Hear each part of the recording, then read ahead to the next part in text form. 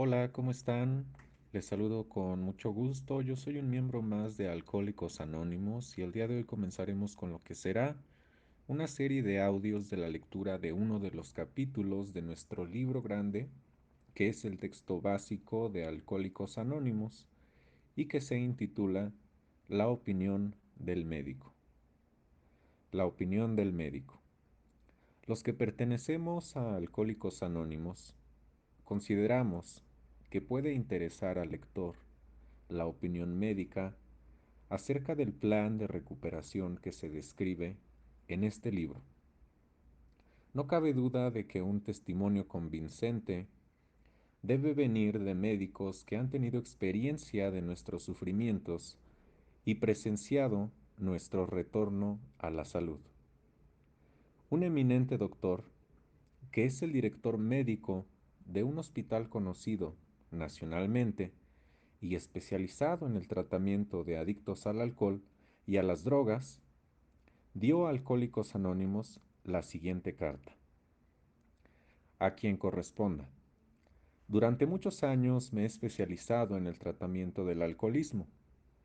A fines del año 1934, atendí a un paciente que, a pesar de haber sido un competente hombre de negocios, con mucha aptitud para ganar dinero, era un alcohólico de un tipo que había yo llegado a considerar como irremediable. En el transcurso de su tercer tratamiento, adquirió ciertas ideas de un posible método de recuperación. Como parte de su rehabilitación, empezó a dar a conocer sus conceptos a otros alcohólicos, inculcándoles la necesidad de que ellos, a su vez, hicieran lo mismo con otros.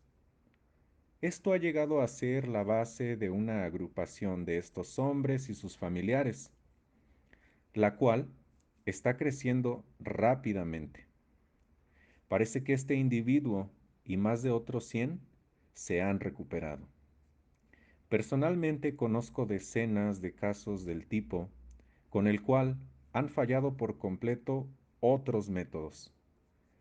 Estos hechos parecen tener una gran importancia médica, debido a las extraordinarias posibilidades de crecimiento inherentes a este grupo. Pueden marcar una nueva época en los anales del alcoholismo. Estos hombres bien pueden tener un remedio para miles de esas situaciones. Usted puede tener absoluta confianza en cualquier manifestación de los alcohólicos anónimos sobre ellos mismos. Su atento y seguro servidor, William Duncan Silworth. El médico que a petición nuestra nos facilitó esta carta ha tenido la bondad de ampliar sus ideas en otra declaración que continuará. En esta, confirma que los que hemos sufrido la tortura alcohólica tenemos que creer que el cuerpo del alcohólico es tan anormal como su mente.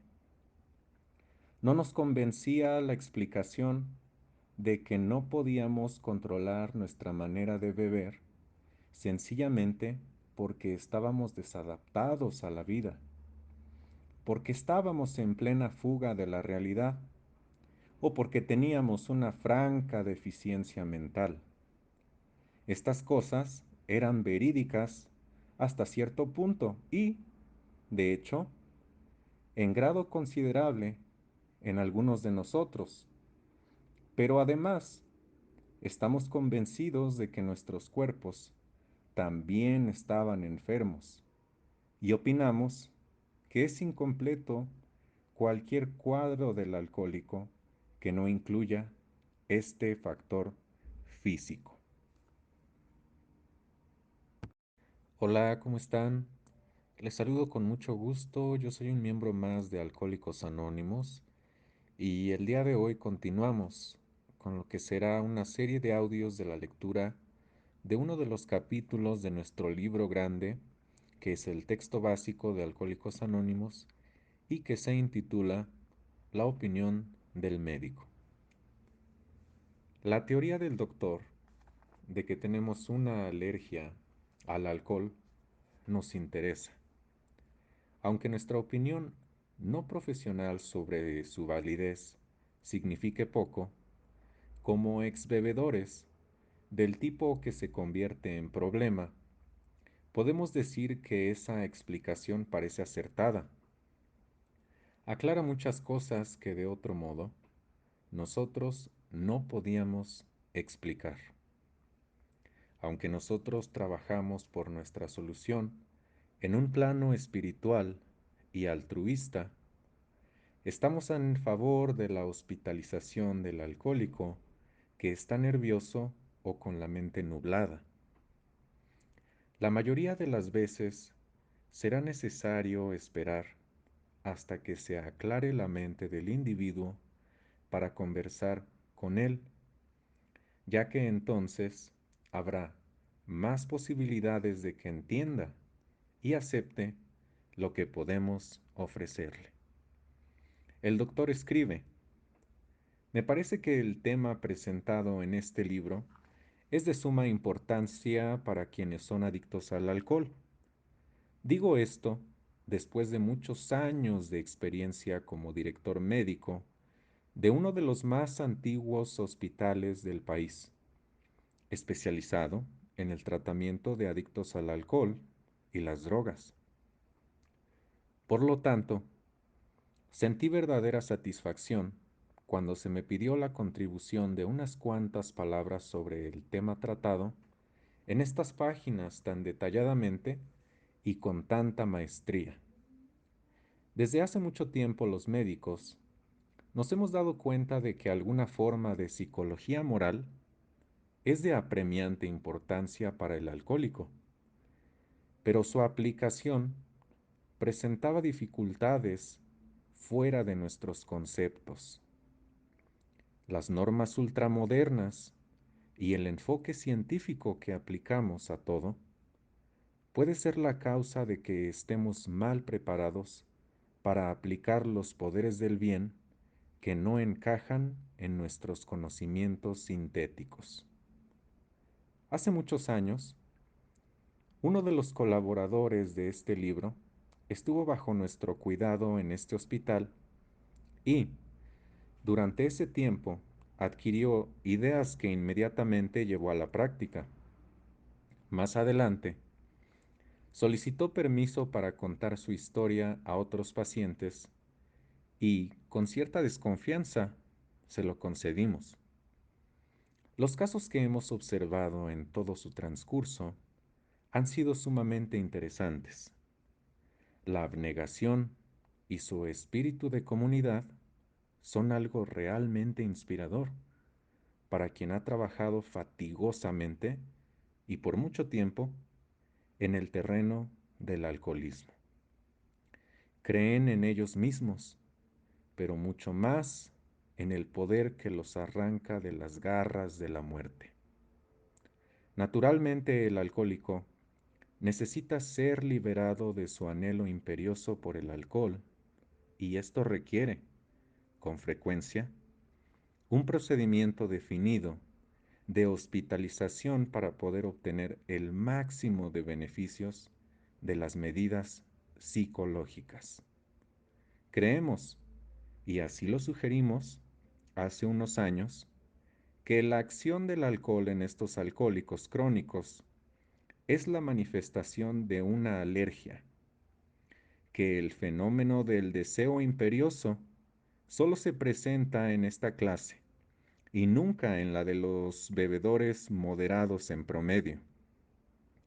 Estos tipos alérgicos nunca pueden usar sin peligro el alcohol, cualquiera que sea la forma de este. Cuando ya han adquirido el hábito y se han percatado de que no pueden liberarse de él, cuando ya han perdido la confianza en las cosas humanas y en ellos mismos, sus problemas se acumulan y se vuelven sorprendentemente difíciles de resolver. Hola, esperando que estén muy bien. Les saludo con mucho gusto. Yo soy un miembro más de Alcohólicos Anónimos y el día de hoy continuamos con esta serie de audios de la lectura de uno de los capítulos de nuestro libro grande, que es el texto básico de Alcohólicos Anónimos y que se intitula La opinión del médico. El estímulo emocional de un consejo bien intencionado raramente les basta. El mensaje que puede interesar y mantener su interés tiene que ser profundo y de peso. En casi todos los casos, sus ideales tienen que cimentarse en un poder superior a ellos mismos, si es que han de rehacer sus vidas. Si hay algunos que creen que, como psiquiatras dirigentes de un hospital para alcohólicos, parecemos algo sentimentales, les invitamos a que nos acompañen a la línea de fuego, que vean las tragedias, las esposas desesperadas, los pequeños hijos, que la solución de este problema sea parte de su trabajo cotidiano y hasta de sus momentos de reposo. Y aún el más escéptico no se sorprenderá de que hayamos aceptado y alentado este movimiento. Creemos, después de muchos años de experiencia, que no hemos encontrado nada que haya contribuido más a la rehabilitación de estos hombres que el movimiento altruista que se está desarrollando entre ellos. Los hombres y las mujeres beben, esencialmente, porque les gusta el efecto que produce el alcohol. La sensación es tan elusiva que aunque admiten lo dañino, no pueden después de algún tiempo discernir la diferencia entre lo verdadero y lo falso. Les parece que su vida alcohólica es la única normal. Están inquietos, irritables y descontentos hasta que no vuelven a experimentar la sensación de tranquilidad y bienestar que les produce inmediatamente al apurar unas cuantas copas. Copas que ven a otros tomar con impunidad. Después de haber vuelto a sucumbir al deseo imperioso, pasan por todas las bien conocidas etapas de la borrachera, emergiendo de esta lleno de remordimientos y con la firme resolución de no volver a beber. Esto se repite una y otra vez, y a menos de que la persona pueda experimentar un cambio psíquico completo, hay muy pocas esperanzas de que se recupere. Por otra parte, por extraño que parezca, a quienes no lo entienden, una vez que ha ocurrido el cambio psíquico, la misma persona que parecía condenada a muerte, que tenía tantos problemas y se creía incapaz de resolverlos, repentinamente descubre que puede fácilmente controlar su deseo por el alcohol y que el único esfuerzo para ello es el de seguir unas sencillas normas. Algunos individuos han recurrido a mí, presas de la desesperación, y me han dicho con sinceridad: Doctor, no puedo seguir así. Tengo la vida por delante. Necesito parar, pero no puedo. Usted tiene que ayudarme. Cuando se tiene que afrontar este problema, si el médico es sincero consigo mismo y a veces tiene que sentir su propia insuficiencia, a pesar de que dé todo lo que pueda dar, con frecuencia no es suficiente. Uno piensa que se necesita la intervención de algo más, aparte del poder humano, para que se produzca el cambio psíquico esencial. Aunque el conjunto de recuperaciones como resultado de esfuerzos psiquiátricos es considerable, los médicos tenemos que admitir que hemos hecho poca mella en el problema en conjunto. Hay muchos tipos que no responden al enfoque psicológico ordinario. No estoy de acuerdo con los que creen que el alcoholismo es enteramente un problema de control mental. He tratado a muchos individuos que, por ejemplo, habían trabajado por espacio de meses en un problema o negocio que tenía que resolverse favorablemente para ellos en determinada fecha. Se habían bebido una copa 1 o 2 días antes de esa fecha, y el fenómeno del deseo imperioso había adquirido una preponderancia inmediata sobre los demás intereses, y por lo tanto, no habían cumplido con aquel compromiso tan importante. Estos individuos no bebían para escapar, estaban bebiendo para aplacar un deseo imperioso que estaba más allá de su control mental. Hay muchas situaciones motivadas por el fenómeno del deseo imperioso y que impulsan a los hombres a consumar el supremo sacrificio en vez de seguir luchando. Hola, ¿cómo están? Les saludo con mucho gusto. Yo soy un miembro más de Alcohólicos Anónimos y con la importancia de concluir, continuamos con lo que es esta serie de audios de la lectura de uno de los capítulos de nuestro libro grande, que es el texto básico de Alcohólicos Anónimos y que se intitula La opinión del médico. La clasificación de los alcohólicos parece sumamente difícil y el tratar de hacerla con detalle está fuera de los propósitos de este libro. Existe, por ejemplo, el psicópata, mentalmente desequilibrado. Todos estamos familiarizados con este. El que constantemente está diciendo que va a dejar de beber para siempre. Siente un arrepentimiento exagerado y hace muchas resoluciones, pero nunca toma una decisión. Existe el individuo que no está dispuesto a admitir que no puede beber ni una copa. Planea distintas maneras de beber y cambia de marca o de lugar. Tenemos el que cree que después de un periodo de haber estado sin beber, puede hacerlo sin peligro. También tenemos el maníaco depresivo. Tal vez este sea el que menos pueden comprender sus amigos, acerca del cual puede escribirse todo un capítulo. Y los individuos enteramente normales en todos respectos, excepto en el que se refiere al efecto que el alcohol produce en ellos. Estos son a veces capaces, inteligentes y amigables. Todos los citados y muchos otros tienen un síntoma en común. No pueden empezar a beber sin que se presente en ellos el fenómeno del deseo imperioso.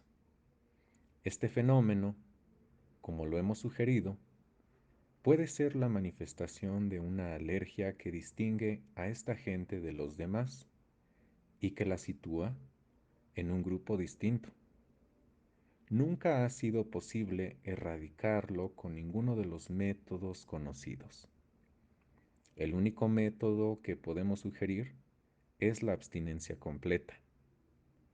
Esto nos precipita inmediatamente en un caldero hirviente de discusiones. Mucho se ha dicho y escrito a favor y en contra, pero la opinión generalizada entre los médicos parece ser la de que la mayoría de los alcohólicos crónicos no tiene remedio. ¿Cuál es la solución? Tal vez pueda contestar mejor a esta pregunta relatando una de mis experiencias. Como un año antes de tener esta experiencia, trajeron a un individuo para que se le tratara su alcoholismo crónico. Se había recuperado parcialmente de una hemorragia gástrica y parecía ser un caso de deterioro mental patológico. Había perdido todo lo que le valía la pena en la vida y solamente vivía para beber. Admitió francamente, y lo creía, que no había remedio para él. Después de que se hubo desalojado al alcohol de su organismo, se comprobó que no había ninguna lesión cerebral permanente. Aceptó el plan que se expone en este libro. Un año después vino a verme y tuve una extraña sensación. Lo conocía por su nombre y pude reconocer parcialmente sus facciones, pero eso era todo. De una ruina temblorosa y desesperada, había surgido un individuo radiante de alegría y de confianza en sí mismo. Estuve hablando con él un rato, pero no podía convencerme de que lo conocía. Para mí, era extraño y lo fue hasta que se marchó. Ha pasado mucho tiempo y no ha vuelto a probar alcohol. Cuando siento la necesidad de elevar mi mente, pienso en un caso que trajo un eminente médico de Nueva York. El paciente había hecho su propio diagnóstico y, diciendo que su situación era irremediable, fue a encerrarse en un granero vacío. Ahí lo encontraron unas personas que lo buscaban y me lo trajeron en una condición desesperada. Después de su rehabilitación física, tuvo una conversación conmigo y con entera franqueza me manifestó que consideraba una pérdida de esfuerzos el tratamiento a menos de que yo pudiera asegurarle lo que nadie había hecho nunca, que en el futuro tendría la fuerza de voluntad necesaria para resistir el impulso de beber. Su problema alcohólico era tan complejo y su depresión tan grande que pensamos en la entonces llamada psicología moral como única esperanza para él, y dudando de que aún ésta tuviese algún efecto.